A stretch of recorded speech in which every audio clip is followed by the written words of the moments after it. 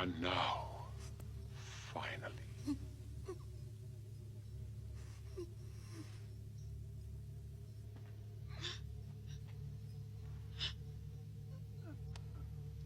take my hand and swear eternal loyalty to Zod.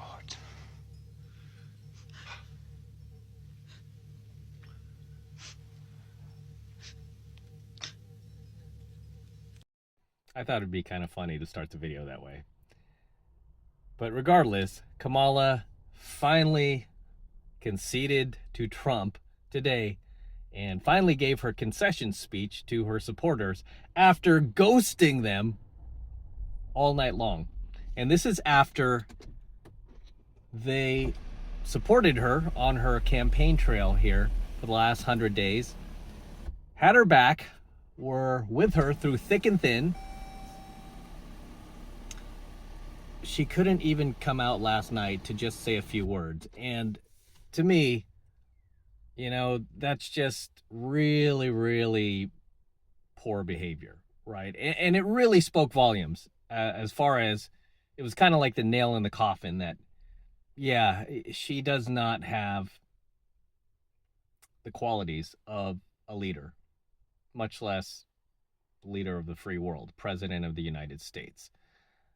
And kind of gave me a little deja vu because a certain candidate back in 2016 did the exact same thing when she lost the election, right? Instead of coming out and showing herself to her supporters at night, letting them know like, hey, it's not going our way, guys. It doesn't look good.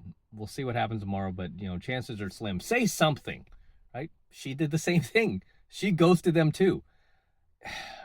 You know, and it just goes back to basic female behavior, which, you know, I teach on my dating channel. You know, going beyond the politics and the fact that she was, you know, running for president. I just look at the baseline female behavior. This is what they do, guys, right? This is just basic female psychology here. It's like when you're breaking up or you get caught cheating or something, or they get caught cheating, or they meet some new guy, or, you know, this is just what they do, right? They just flake on you, right? They just stonewall you, right? They're not even willing to have a conversation. They just, you know, they just brush you off, right? And this is just basic female behavior. You know, not all women, though. I mean, there are a lot of women out there who will at least, you know, call or at least try to have a conversation, but you know, the DGs of the world out there, the Jezebels, this is how they will do you. You know, they will generally do you pretty dirty, even if you've been there for them the entire time. You supported them through a presidential campaign. You defended them. All that will be out the window once she's done with you. And she knew she was done. She knew that there was no chance. And like I said, instead of coming out there and just saying a few words, right? What did she do? She did exactly what Hillary Clinton did. She just sent her flunky out there. I don't even know who that guy was, right? Back when Hillary lost, I think it was Podesta who she sent out there. The guy looks like a total pedo, but she sent that dude out there, right? Kamala sent, I don't know who he was, but some flunky to just say a few words. And I would have been pissed if I were those people, like coming all the way there, showing up. Obviously, you had her back. You supported her the entire time. And she can't even come out to say a few things? Really? I mean, a lot of people there probably brought their kids, wanted to have some stories of how, oh, I got to see her in person. Something, right? Even if they lost. Just show a little character. Show a little class. Show some leadership, right? And I know it's hard to come out there, right? Hard to come out there after you were going on your campaign trail here for the last 100 days, talk about how we're going to win, I'm going to be the first female president, and we're going to change history and all this other nonsense. It's hard to go out there, you know, with your head down, knowing you lost. But that's the qualities of a leader, right? You put yourself in uncomfortable situations and you address your team. You address your base. Right? You address your supporters, even if you lost, right? Again, all she had to do, I'm not even running for president. I would have at least come out and say, you know what, guys, let's keep our chin up. Today wasn't our day. Just wasn't our day. It doesn't look good for us. Hey, but we gave it everything, right? We didn't leave anything on the table. And there's nothing to be ashamed about right now. Okay, I want everybody to walk out of here with your heads high, knowing that we did our absolute best. But hey, the American people spoke. And maybe it's just not our time right now. But that's okay. One day it will be. And I want to thank you for your support. I want to thank you for all of your time, effort, and energy that you've spent trying to help me get elected. And I'm sorry we didn't achieve our goal. But there's always tomorrow.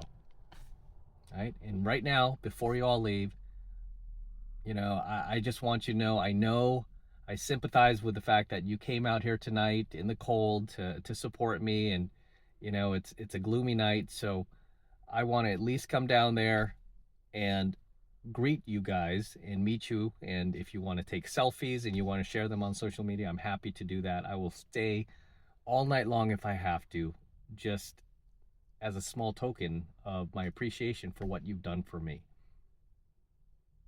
You know, something like that, right? Simple as that. I'm not even running for president, for Pete's sakes. The last thing I would do is just, sorry guys, let me send my flunky out here. Let me send my wingman out here, give you guys a speech, right? I'm going home. I had enough of this. I quit. Right? I'm hungry. I'm gonna go to McDonald's. Oh, maybe not McDonald's, right?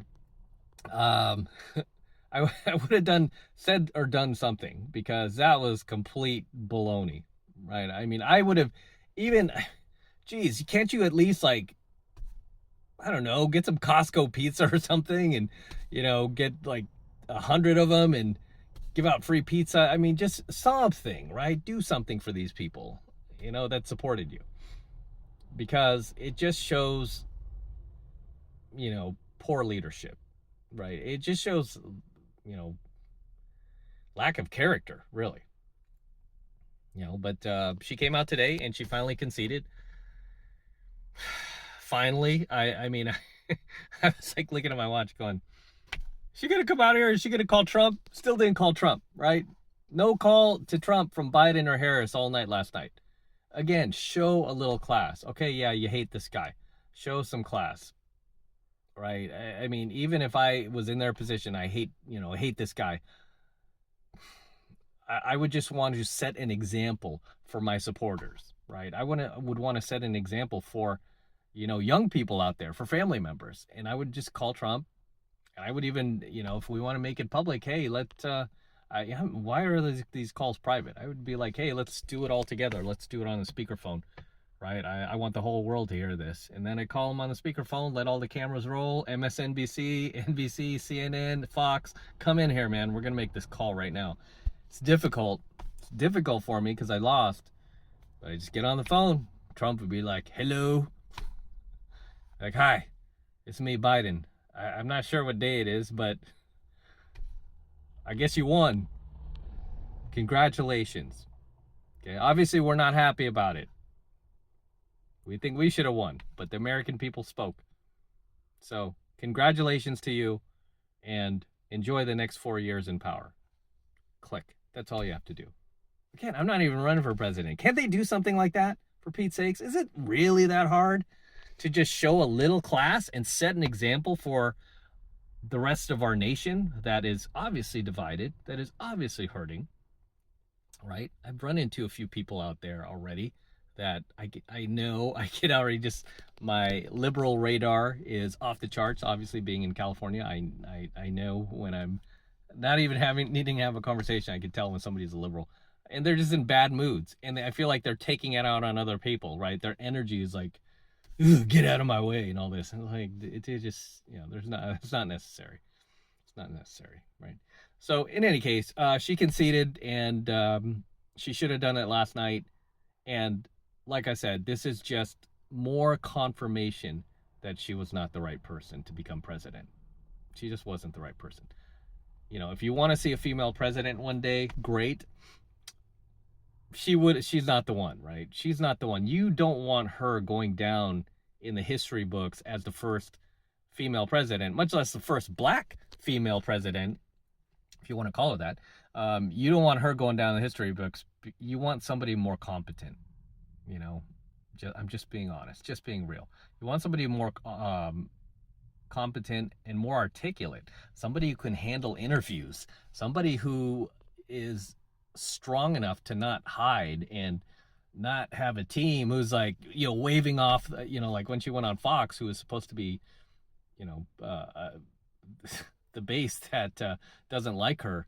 I mean, she could have showed some like strength by sitting there and having a, you know, telling Brett Baer like, hey, you could talk to me as long as you want. I'll sit here and talk to you. But she wasn't. She showed up late, right? She gave him 15 minutes, barely, and then her team's like waving him off. Stop asking the questions. Stop asking questions.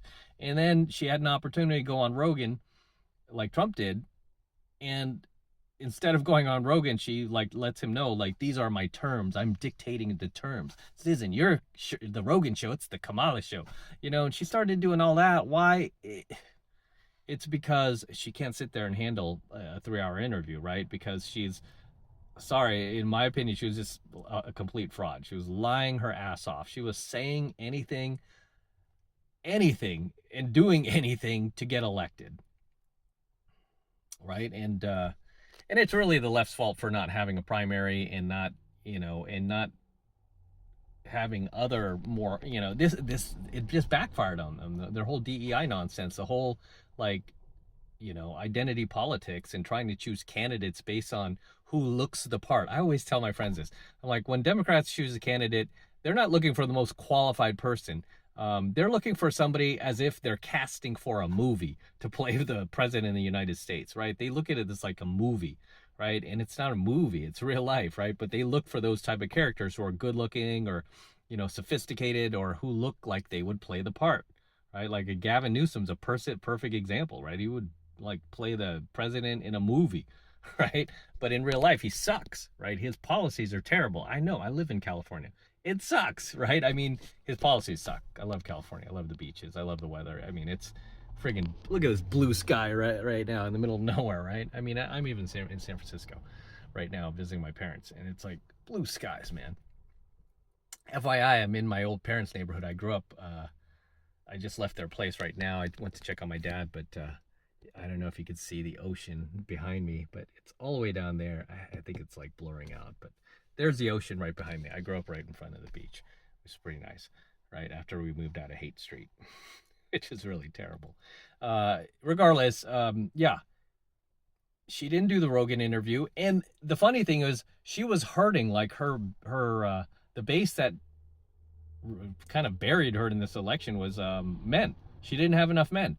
And guess what Rogan's audience is? Like 99% men, right? You could have gone on there and you could have really given Trump a run for his money, and you could have talked about why, you know, you should elect a woman, and why you should elect her, not just being a woman, but that you're competent and you can do the job, right? I mean, but she made this whole thing, and their whole party makes this whole thing about, she's the first black female president. She's the first woman. Yeah, at the end of the day, you know, I mean, outside of like hardcore liberals, nobody cares about that. Even Democrats I know did not care about that, even though, you know, behind closed, I mean, on the surface they would be like, yeah, that's great, but behind closed doors, no, they want a competent leader, right? And she wasn't proving that she was everything she said and did was proving otherwise. But regardless, I'm glad she conceded finally, right? And let me know if you liked the little Superman clip, right? That was from Superman 2 with Christopher Reeves. I think it was like in 81 or something, but I thought it'd be funny. Drop your comments below. See you in the next one.